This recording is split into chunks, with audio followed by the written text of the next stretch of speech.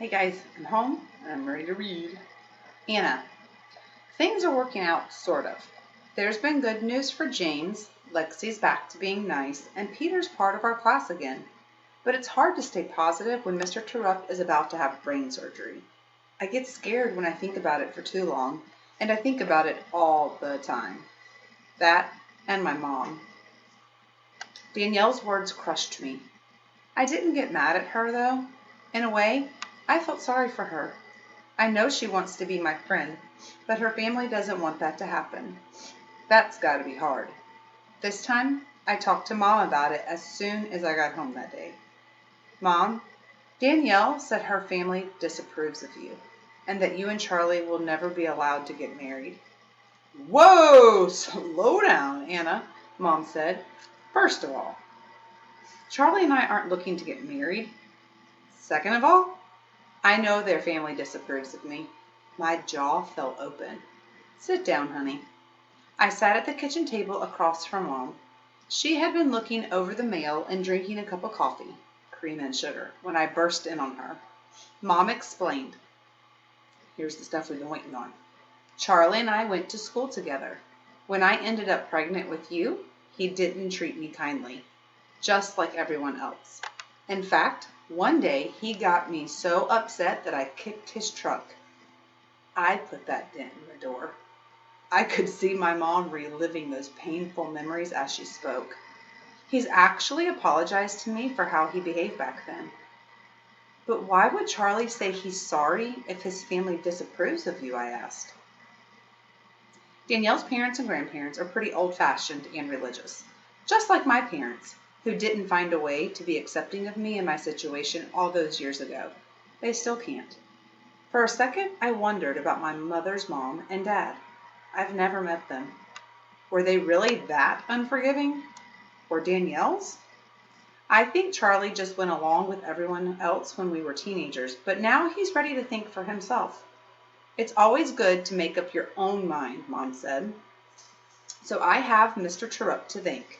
If it weren't for his accident, Danielle might never have come over, just like she said. Thanks, Mr. Terupt, but you didn't need to go and get hurt this bad so that I could be friends with Danielle. Don't get me wrong, I am very grateful, but I'd really like you back now. You're going to get better. Be positive. You taught me that. Maybe Danielle and Charlie will be able to change their family's opinion of us, I said. I'm going to be positive. Mr. Terupt would want that. Danielle. I know what it's like to have people gang up on you. Being big, I learned real quick. It stinks. I never thought I'd do that to someone else, but I did, and I didn't even realize it. Peter must have felt that no one in the whole wide world liked him. I see it now, but I didn't see it when it was happening, when it mattered the most. Not until James and Luke made me open my eyes. Selfishness caused me to be blind. I only thought about how bad I felt. I'm not saying I would have done anything different had I seen it earlier. I'm just glad it changed, for all of us. Luke told us that Mr. Terupt's going to have brain surgery. All the girls started crying when he told us that. And the boys didn't make fun of us for it, not like every other time. Luke kept talking. He told us about Mr. Terupt's wrestling and concussions, and it not being all Peter's fault. It was an accident, a real, honest accident, with lots of us to blame. Luke said that Peter threw the snowball because of him. But he wasn't the only one who got Peter mad that day. Others of us started confessing. I prayed for God to cleanse us all. I hugged everybody at James's party. I was sorry for so much, but really sorry for Peter. Even though we all told him it wasn't just his fault, I think he still felt that it was. I felt bad for Anna too. I hoped she wasn't mad at me after what I had told her. I wanted us to still be friends. I also wonder what Charlie's intentions were towards her mother. So I asked him. I found Charlie out in the barn early one morning before school. He was sitting next to one of the cows and pulling her teat to get her getting her started for milking. Morning, Sunshine, he said. What brings you out here? I wanted to know why you went to see Terry Adams, I said. To share a good cup of coffee with a fine woman, he said. and to ask for her forgiveness for the way that I treated her when we were in school. Charlie slipped the machine onto the cow's udders and got her milking. Good girl, he said, patting the cow. Then he walked over to the next one, squatted down, and started the process all over. Do you think Anna and her mom are bad influences on me? I asked. Nope, but I don't think you should try to change Grandma's or Mom's opinion on that score. Are you going to see Terry again? I'd like to, Charlie said. He stood and moved to the next cow. Charlie had 4 machines so that he could milk 4 cows at a time. He did the milking every morning and night. Then are you going to try and change their opinions? Nope. I see no reason to start a family war. You shouldn't either, he said. That's easy for you to say because you can just drive yourself over there whenever you want. Sooner or later, my teacher won't be in the hospital any longer. He'll either be back or in the ground, and I won't have any reason to go over to Anna's house. I want to be friends with her and her mother. I like them. Charlie stopped what he was doing and looked at me. Let's just cross that bridge when we come to it, he said, and let's continue to pray for that teacher of yours. Do you think he'll make it through the surgery? I don't know, Charlie said. I wish I could tell you. But I only know animals. He walked over to me and wrapped his arms around me, giving me a little squeeze. It's time for you to catch the bus. Go on. Have a good day at school. Sunshine. He made me smile a little. I hoped I didn't smell too much like the barn. Jeffrey. If anyone knows silence, it's me. The silence in our classroom wasn't the worst. There was always someone who you could turn to and whisper. It contained tons of sadness and guilt, but it wasn't absolute. Even Peter's silence was over. He was lucky. My silence at home pressed on, with nobody for me to turn to, and with nobody in sight to rescue me. That silence was absolute. The only company in my house was more sadness and guilt. But somewhere along the way this year, Terupt taught me to see things differently. To think about things differently. To think about more than just me. It was always my silence and my fault. But now I started to think about Mom's silence and Dad's silence. Mom's fault and Dad's fault. They were hurting too. Why did I have to wait for them to talk to me? I didn't. A few days after James's party, I crept into Mom's bedroom where she lay in her pajamas. I climbed in the bed next to her and put my arm around her. Then I told her, "It's not your fault. I love you." She didn't do anything, but I lay there and fell asleep, holding my mom. When I woke up, I felt good. I hoped my words had helped her. I thought of Terupt as I walked out of her bedroom. He had helped me reach out. I missed him. I wished I had a chance to tell him how I felt too. I wanted him back so bad. I found Dad sitting in a chair in the family room. Better call the be alone room in our house. He was home, so I must have slept for a while. I wondered if he had seen me with Mom. Immediately, I knew it was going to be much harder for me to say those same words to him. We never talked to each other like that, not even before Michael died. "Hi, Dad." I sat on the sofa near his chair. "I saw you in there with your mother," he said. "She needs you, Jeffrey. You might be the only one who can help her." "Dad, it's not your fault," I blurted out.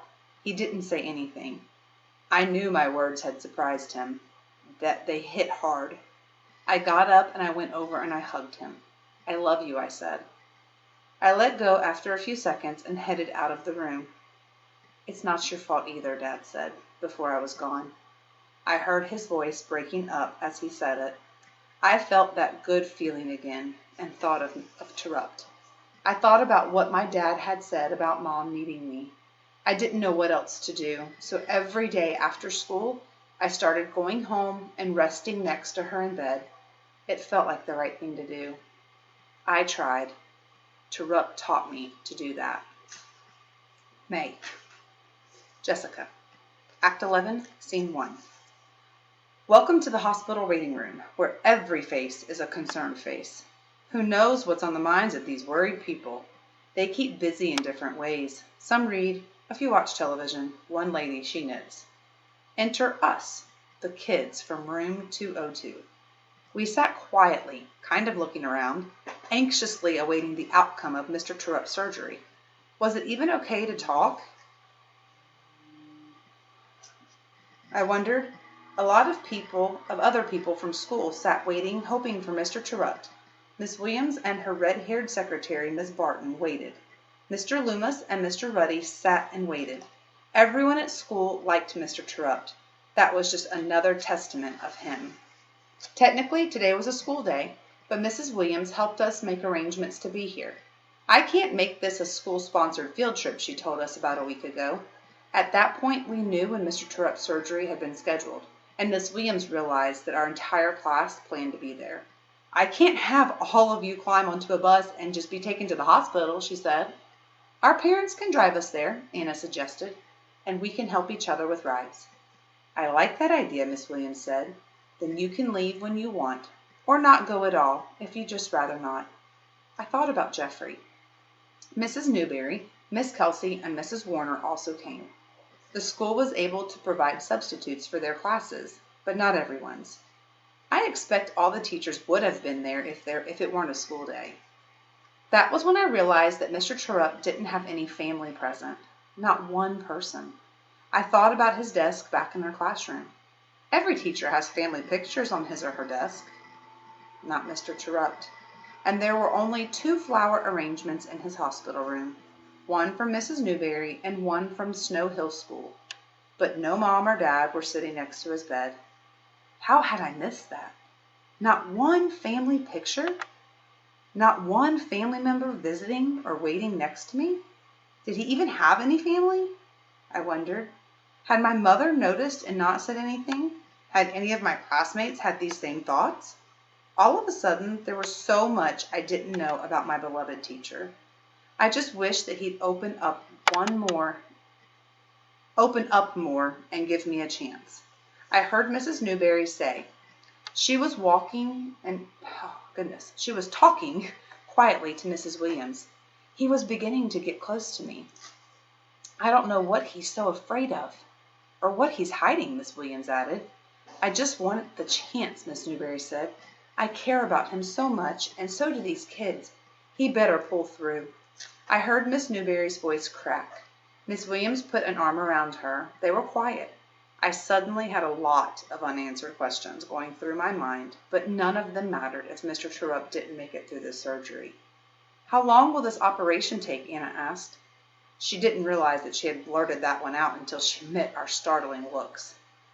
Thanks, Anna, I thought. The perfect candidate to break the silence. 8 hours, Luke said. Less if it goes well, more if there's any complications. Silence again. Luke, I'd visited the hospital several times, but never once had I gone to the waiting room. Not until I sat in there with my class on brain surgery day. Sat for hours. The room had a nice layout. The architects had found a way to maximize, dollar word, the area while keeping a large perimeter. The room represented a rectangle, with little sections of the wall jutting into the interior here and there. This created corners and smaller spaces within the larger room. I figured this was important because people wanted privacy. At least that was how it felt while I waited. All right, guys. I hate to leave you hanging there, but I'm running out of time. So, we're in the waiting room, waiting for Mr. Terupt to come out of his surgery. Lots of good stuff. And I hope that you have a fantastic Friday, a wonderful weekend, and we will see you Monday. Bye, guys.